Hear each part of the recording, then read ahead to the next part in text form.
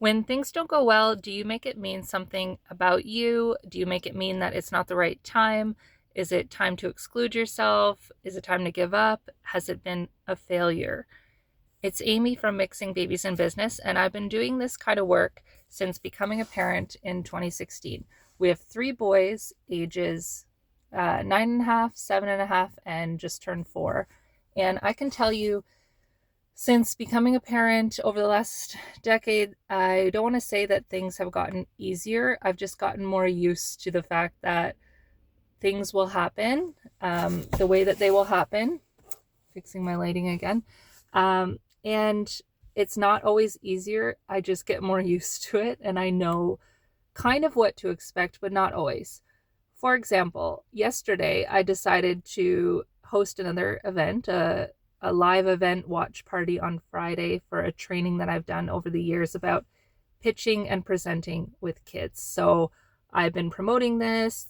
I decided, okay, this is going to be good. I'm going to share some resources with people, especially leading up to International Women's Day next month, the kickoff to the year. People are planning events. People are looking for speakers.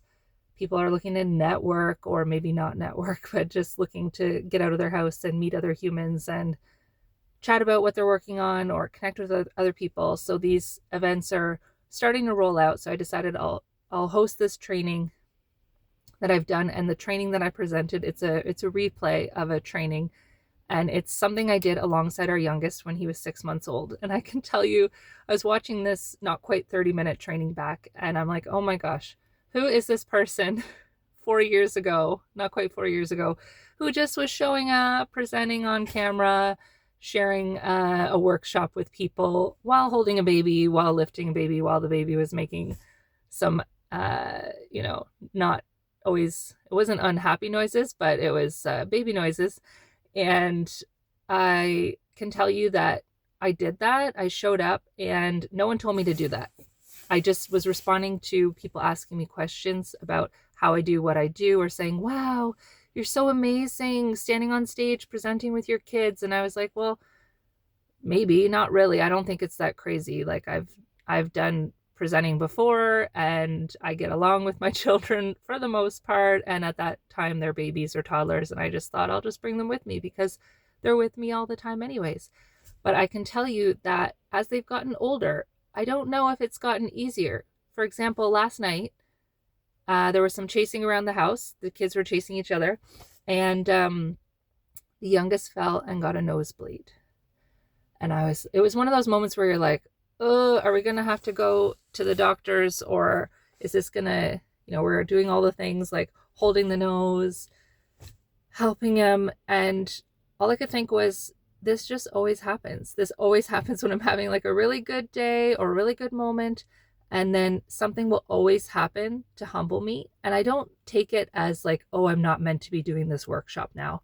Oh, I can't go to that event. Or, oh, who am I to do this? This is crazy. Our kids are too young, or I'm not qualified, or this isn't the right time. I don't make it mean anything about myself. Maybe I did before, but I don't know if I did. I think I just never took myself too seriously. That was the key for me. One time I came home from an event after self-catering this event. I had my grandmother's coffee carafe, the things that you put the grounds in the top and the hot water, and it's like old school, and there's just like one tap to pour the coffee. There's no different buttons. It's either heated or it's not heated. And I had one of those, and I would self-cater, and I would bring this thing, and I was driving home. I don't know why I didn't empty the grounds at the venue. I think I was trying to be nice and not dump a bunch of coffee grounds in a venue garbage can, because, coffee grounds are going to smell up the entire venue. So I decided to drive home with it. I don't know why. Driving home like 25 kilometers. And I pull into our driveway and I'm like, wow, that event went so awesome. Parents were happy. And the way I turned, the carafe just fell over and I got soggy coffee grounds all in the side of my car. And I'll show you, my car is pretty messy right now. But it was like all in the side of, this is a different car, but the door side pocket full of coffee grounds. And you know how hard that is to clean and how hard it is to get the smell out.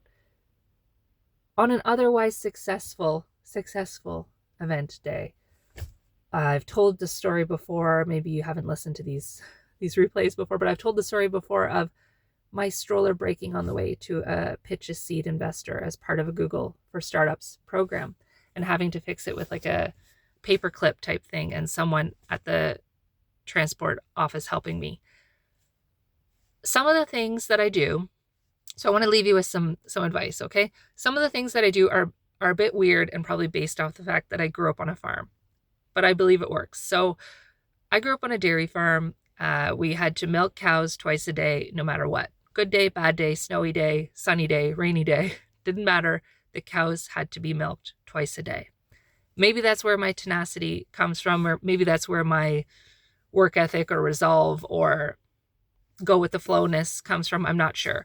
But there's something to be said with, if you have experience working with animals and regulating your nervous system, or working with humans in a caregiving capacity and regulating your nervous system, either as work experience or life experience, I believe that will serve you very well when you try to do public speaking or presenting or even a job interview, putting yourself out there. Even something like launching a podcast, or maybe you get a media opportunity. You get to be on TV or radio. Maybe it's setting up your own product-based line. Maybe you're at a public space or a retail location and you have to stand and interact with the public, or sell your wares from a table and interact with strangers. Maybe it's just going to an event where you don't know anyone and you have to talk to people that you never met before. Being able to regulate your nervous system, super important. And I have an offering right now, mixingbabiesandbusiness.com/community, where I share 12 episodes. It's a foundational podcast with additional resources where I share the practices over the years that I've done to regulate my nervous system, to build self-trust, to trust my intuition, to trust my gut instincts, but also to respond in the moment to these life ebbs and flows. Because I will tell you, I only have a decade of experience as a parent, but from talking to other parents around the world, interviewing them for the podcast, I really don't think it gets a lot easier. You just get better at adapting, or you get more familiar with the experience of being uncomfortable, or it being an edge, like, okay, this is a bit uncomfortable, or I'm feeling a bit out of my depth. It's a bit chaotic. Probably a good sign. Probably a sign that I should keep going. And I've got a library book here. I'm just going to get it out if I can, that I'm currently winging. I'm reading it. It's called Winging It. So I'm only halfway through, so I can't give it a review yet. But so far I'm like, this person is reading my mind, except she has 6 kids. I only have 3. But she has done a lot of things in her life just from winging it. And there's something to be said for that. Not overthinking, being playful, seeing how it could go. What's the worst that could happen? So another resource I will share with you is Byron Katie's book, The Work. And in it, she asks you to ask the question about the situation. So in addition to trying to regulate your nervous system with different practices, you can ask yourself in the moment, is this true? So if you have a belief about, I'm not meant to be here, or I'm not meant to schedule this workshop, is this true? Can I absolutely know that this is true? And who would I be, or how would I act? What would I do if this wasn't true? And this is just getting you to separate the feeling. So your feeling about the thing in the moment is related to your beliefs about the thing. And a lot of the time the beliefs are stories that are not always true. And your job as an individual with a growth mindset is to rewire your brain so that you can prove to yourself that that belief is not true. Easier said than done. How do you do it? I believe a lot of it is by action, by exposure therapy, by doing the thing, by showing up over and over and over again, whether that's in public, whether that's on camera, whether that's in front of a microphone, whether that's at home for your kids, whether that's on a stage. It's deciding to do the thing and building trust in yourself over and over again. So really, I want you to think about this, reflect on, okay, maybe where have I been making something mean something about myself that is just inevitable because it's a parenthood thing. Kids are going to get sick. Snow days are going to happen if you're in Canada, especially. Snow days are going to happen. School closures might happen. Childcare might fall through. Kids might have issues with transitions.